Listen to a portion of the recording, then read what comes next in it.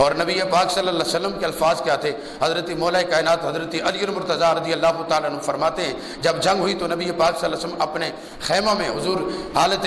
سجدہ میں حضرت علی المرتضیٰ فرماتے میں 3 مرتبہ حضور کے پاس آیا، ہر بار حضور کو دیکھنے آیا، میں نے یہی دیکھا کہ نبی پاک صلی اللہ علیہ وسلم حالت سجدہ میں یا حی یا قیوم کا ورد کر رہے ہیں۔ اور اللہ کی بارگاہ میں حضرت عبداللہ ایک صحابی فرماتے نبی پاک صلی اللہ علیہ وسلم نے اتنا ایک جملہ کہا، نبی پاک صلی اللہ علیہ وسلم اللہ کی بارگاہ میں ہاتھ اٹھائے ہوئے ہیں، حضور کی آنکھوں سے آنسو جاری ہیں۔ میرے آقا نے فرمایا یا اللہ جو میرے پاس آئی ہوئی ایمان تھی میں آج میں تیری بارگاہ میں لے آیا ہوں، اگر آج یہ ختم ہو گئے نا تو پھر تیرا نام لینے والا بھی کوئی نہیں ہوگا۔ تو اس طرح اللہ کی بارگاہ میں نبی پاک نے واسطے دیے اور اس طرح عاجزی کا اظہار کیا،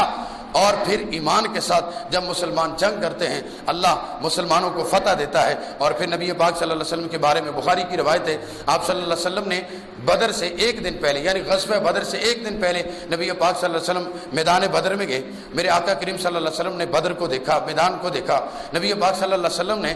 زمین پہ چند لکیریں کھینچی تو نبی پاک صلی اللہ علیہ وسلم نے ابو داؤد شریف کی روایت ہے، آپ صلی اللہ علیہ وسلم نے فرمایا ھذا مصرع فلان غدا، نبی پاک صلی اللہ علیہ وسلم نے فرمایا کہ کل یہاں پہ فلاں کافر مرے گا، یعنی نبی پاک صلی اللہ علیہ وسلم بخاری کے الفاظ ہیں، حضور صلی اللہ علیہ وسلم نے فرمایا یہاں کل عتبہ مرے گا، یہاں کل شیبہ مرے گا، یہاں کل ولید مرے گا، یہاں ابو جہل مرے گا۔ حضرت انس اللہ کی قسم اٹھا کے فرمایا کرتے تھے جہاں جہاں میرے آقا نے نشان لگائے تھے نہ ہی کوئی کافر اس سے آگے مرا ہے نہ ہی پیچھے مرا ہے۔ یہ ہے میرے آقا کو، لوگ یہ بھی کہتے ہیں جی معاذ اللہ نبی پاک کو تو کل کا بھی علم نہیں، میرے آقا کو کل کا، میرے آقا تو قیامت کو بھی جانتے ہیں، قیامت کے بعد کے بھی احوال کو جانتے ہیں۔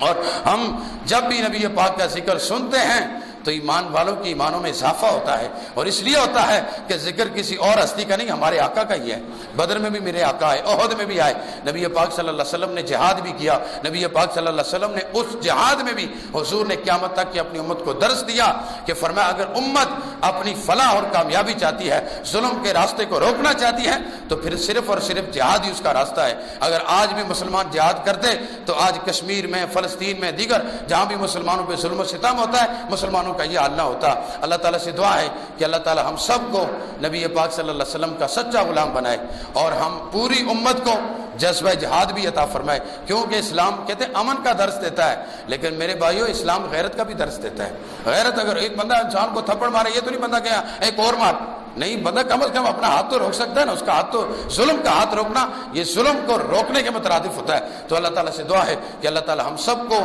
حقیقی معنوں میں اسلام کی سمجھ عطا فرمائے۔ وآخر دعوانا ان الحمد للہ رب العالمین۔